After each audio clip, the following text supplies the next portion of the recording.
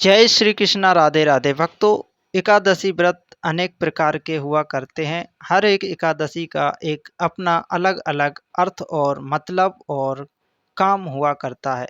भक्तों, झूलन एकादशी, जल झूलन एकादशी कथा की आज एक कथा आपको बताता हूँ। भाद्रपद शुक्ल एकादशी पद्मा या पद्मिनी परिवर्तनीय एकादशी के नाम से भी प्रसिद्ध हुआ करती है या जानी जाती है।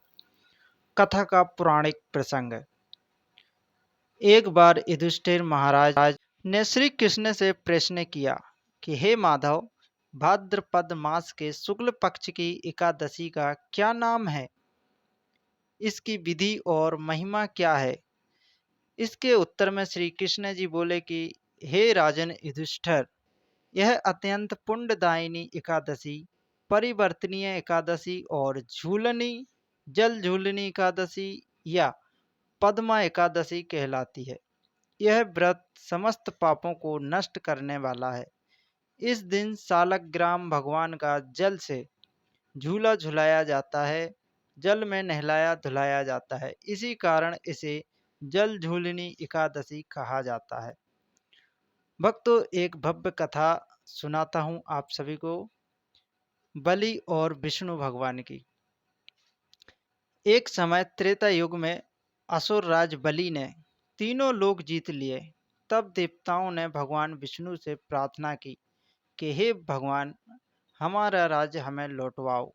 तब भगवान ने वामन अवतार धारण किया और बलि से 3 पग भूमि दान में मांगी। क्यों मांगी? क्योंकि राजा बलि बहुत बड़े दानी थे और वो जो वचन देते थे उसे वे पूर्ण करते थे।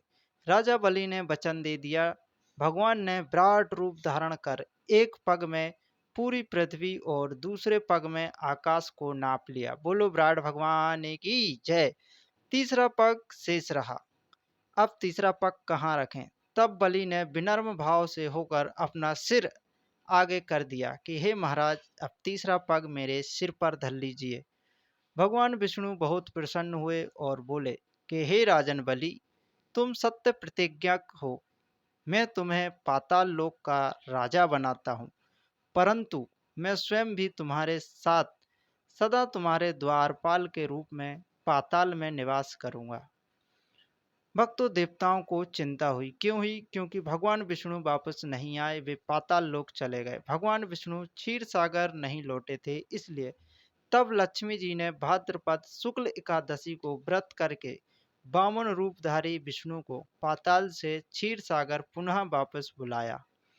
भक्तों, इस दिन भगवान का जल से झूला झूलाकर उत्सव मनाया गया देवलोक में। इसीलिए हम जल झूलन एकादशी के दिन सालग्राम या श्री कृष्ण भगवान की मूर्ति को जल में झूलन झुलाते हैं। पूजन की विधि: प्रातः स्नान कर संकल्प लेना बहुत जरूरी है।